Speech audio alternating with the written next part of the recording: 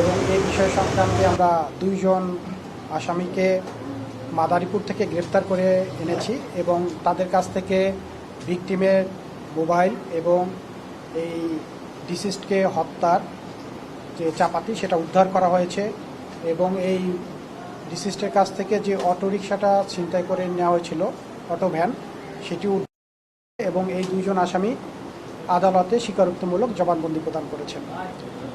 ঘটনার প্রেক্ষাপট হলো যে আমরা গত 10ই আগস্ট সকাল 10:30টার দিকে খবর পাই যে ঢাকা আশুলিয়া মহাসড়কের এই যে এলিভেটেড এক্সপ্রেস নির্মাণাধীন এলিভেটেড এক্সপ্রেসের 81 নম্বর পিলারের ওইখানে একজন অজ্ঞাতনামা ব্যক্তির মৃতদেহ পাওয়া গেছে। তা আমরা বরাবরের মতো যেটা করি, মৃতদেহ পাওয়া গেলে অজ্ঞাত মৃতদেহ পাওয়া গেলে আমাদের ক্রাইম সিন টিম সেখানে গিয়ে সেই মৃতদেহের পরিচয় শনাক্তকরণের চেষ্টা করে। ঘটনার সংবাদপ্রাপ্তির পর আমাদের ক্রাইম সিন টিম ঘটনাস্থলে যায় এবং সেই মৃতদেহের ফিঙ্গারপ্রিন্টের মাধ্যমে আমরা তার পরিচয় শনাক্ত করতে সক্ষম হই। পরিচয় শনাক্ত করার পর্যায়ে আমরা জানতে পারি তার নাম হচ্ছে সুজন হামলাদার, বয়স 29, তার গ্রামের বাড়ি হচ্ছে পটুয়াখালী সদরে। পরবর্তীতে আমরা আরও তথ্যপত্র সংগ্রহ করে জানতে পারি যে সে থাকে ঢাকার কেরানীগঞ্জে। তারপর থানা পুলিশ আমাদের কাছ থেকে তথ্য নিয়ে তার পরিবারকে অবগত করে এবং পরিবার 10ই আগস্ট বিকাল 5টার দিকে এসে এটা তাদেরই সুজন হাওলাদারকে তারা শনাক্ত করে।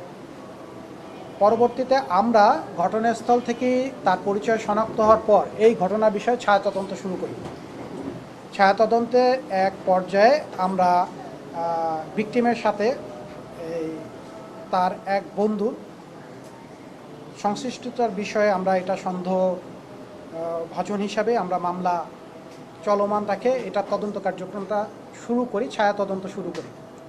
ছায়াতদন্তের এক পর্যায়ে আমরা কিছু তথ্য পাই যে এই ঘটনার সাথে সংশ্লিষ্ট যে সন্দেহভাজন আসামি সে মাদারীপুর গিয়েছে এবং সেখান থেকে পরবর্তীতে আমাদের টিম ওই দিন রাতে গিয়েই মাদারীপুর থেকে তাকে এই অটো ভ্যান এবং যার কাছে সে অটো ভ্যান বিক্রি করেছে তাকে সহ আমরা গ্রেপ্তার করতে সক্ষম হই। পরবর্তীতে সে আদালতে এইটা 164 ধারা জবানবন্দি প্রদান করে। এখন যে 164 ধারা জবানবন্দি আমাদের প্রাপ্ত তথ্যপাত্য এবং ঘটনার বিশ্লেষণে জানা যায় ডিসিজড সুজন হাওলাদার, বয়স 29, তার বাড়ি পটুয়াখালী, সে থাকতো কেরানীগঞ্জের এখানে, সে অটো ভ্যান চালায়। আর তারই বন্ধু মারুফ, তার বয়স হবে 39, সেও ওইখানে অটো ভ্যান চালায়। এদের দুইজনের সাথে দেখা হয় 8ই আগস্ট নয়াবাজার এলাকায়। তখন এই দুইজন মিলে একই সাথে চলে যায় কেরানীগঞ্জে ভিকটিমের অটো ভ্যানটি যেই গ্যারেজে ছিল সেই গ্যারেজে। সেখানে গিয়ে তারা একসাথে ইয়াবা সেবন করে। ইয়াবা সেবন করার পর এই আসামি মারুফ চলে আসে আর ওখানে ডিসিজ যে আছে সুজন হাওলাদার সে থেকে যায়। এখন সুজন হাওলাদার পরবর্তীতে একই 8ই আগস্ট রাত 8টার দিকে তাকে ফোন করে, মানে আসামি মারুফকে ফোন করে যে একটা কাজ আছে, আমরা মালামাল আনতে যাব গাজীপুরের কাশিমপুরে, ওকে আসতে বলে, আসামিকে আসতে বলে। তা আসামি মোহাম্মদপুরে আসে 9টার দিকে আসার পর এই আসামি মারুফ আর এই ডিসিজড সুজন হাওলাদার একত্রে এই মালামাল আনার জন্য রওনা দেয়। ভেরিবাদ হয়ে তারা গাজীপুরে চলে যায়, গাজীপুর কাশিমপুরে যায়। কাশিমপুরে গিয়ে 12:30 ওই দিনই রাত 12:30টার দিকে পৌঁছার পর কাশিমপুরে থাকে তার ছোট ভাই ফারুক। এই ফারুকের কাছে তারা ফারুকের ওখানে রাতে খাওয়া দাওয়া করে, ওখানেই বিশ্রাম নেয় এবং পরবর্তীতে রাত 2:30টার দিকে তারা মালামাল লোড করে, প্লাস্টিকের মালামাল যেটা নিয়ে যাবে ঢাকার লালবাগে। লোড করে তারা 3টার দিকে ওখান থেকে রওনা হয়ে আবার একই পথে ব্যাক আসতেছিল। আসার এক সময় তারা ঢাকা আশুলিয়া মহাসড়কের, এটা আশুলিয়া বাজারের ওইখানে যে নির্মাণাধীন এলিভেটেড এক্সপ্রেসওয়ের 81 নম্বর পিলার ওইখানে এসে তাদের এই অটো ভ্যানটি নষ্ট হয়ে যায়। অটো ভ্যানটি নষ্ট হয়ে যাওয়ার পর দুইজন মিলেই অনেক চেষ্টা করে অটো ভ্যানটি ঠিক করার জন্য, কিন্তু অটো ভ্যানটি আর ঠিক হয় না, স্টার্ট করতে পারে না। পরবর্তী 9 তারিখ, যেহেতু 8 তারিখ রাতে রওনা দিয়েছে, 9 তারিখের 11টার দিকে তারা ওইখানে দুইজন মিলে অটো ভ্যানের উপরে যে পলি ছিল সেই পলি দিয়ে তারা ওইখানে বিশ্রামে যায়। তো বিশ্রাম নেওয়ার সময়ও আবার তারা দুইজন মিলে ওইখানে ইয়াবা সেবন করে। ইয়াবা সেবনের এক পর্যায়ে যে ডিসিস্ট সুজন হাওলাদার সে ওখানে শুয়ে রেস্ট নিচ্ছিল, আর আসামি মারুফ উঠে এসে আবার চেষ্টা করে যে অটো ভ্যানটাকে চালু করা যায়। তা চালু করার এক পর্যায়ে সে দেখে যে দুইজন মিলেও চেষ্টা করে, যেটা করতে পারে নাই। এক পর্যায়ে সে দেখে যে একটা তার পুড়ে গেছে, তো সেই তারটাকে সে চেঞ্জ করে আবার যখন লাগায় অটো ভ্যানটা স্টার্ট নেয়। তো অটো ভ্যানটা যখন স্টার্ট নেয় তখন এই যে ডিসিস্ট সুজন হাওলাদার সে ঘুমিয়ে পড়ে ওখানে। তখন সে প্ল্যান করে যে না, অটো ভ্যানটা আর তাকে দিবে না, সেইটা নিয়ে চলে যাবে। এটা তার মাথায় আসার পর সে ওখানে অটো ভ্যানের বক্সে চাপাতি ছিল, সেটা আগে থেকে জানতো একটা চাপাতি থাকে। সেই চাপাতিটা সে বের করে সুজনের কাছে চলে যায়। সুজনের কাছে গিয়ে প্রথমে সুজনের মাথার কাছে গিয়ে ওখানে একটা বড় পাথর ছিল, সেই পাথর উঠে প্রথমে সুজনের মাথায় আঘাত করে ঘুমন্ত অবস্থায়। আঘাত করার পর তার মাথা ফেটে যায়, এখান দিয়ে মাথা ফেটে পুরো রক্তাক্ত হয়ে যায়। পরবর্তীতে সে মৃত্যু নিশ্চিত করার জন্য ওই যে চাপাতি দিয়ে তার গলা পোঁচ দিয়ে মৃত্যু নিশ্চিত করে। মৃত্যু নিশ্চিত করার পর সে ওই চাপাতিটা ওখানে পাশে একটু পানি আছে, সেইখানে ডোবার মধ্যে সে একটা ফেলে দেয়, আর তার ডেড বডিটাকে ওই পলি দিয়ে পেঁচিয়ে রাখে। পেঁচিয়ে সে ওই যেহেতু অটো ভ্যান স্টার্ট নিয়েছে, সেই অটো ভ্যানটা স্টার্ট করে সে চলে যায়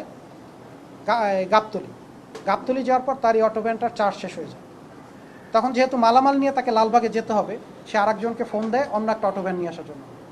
অন্য এক ব্যক্তি অটো ভ্যান নিয়ে এসে সেই মালামালগুলোকে শিফট করে আর এই অটো ভ্যানটাকে পিছনে ট্যাগ করে নিয়ে এই অটো ভ্যানটাকে টেনে নিয়ে চলে যায়।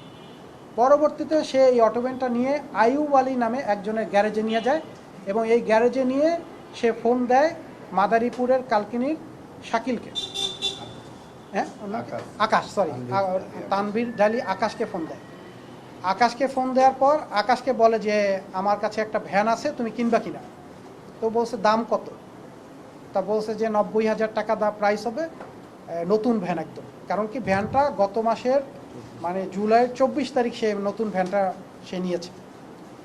90,000 টাকা এটা তারা চুক্তি হয়। পরবর্তীতে সে আবার ছবি তুলে এই ইমুতে তাকে এই ছবিটা পাঠায় অটো ভ্যানের।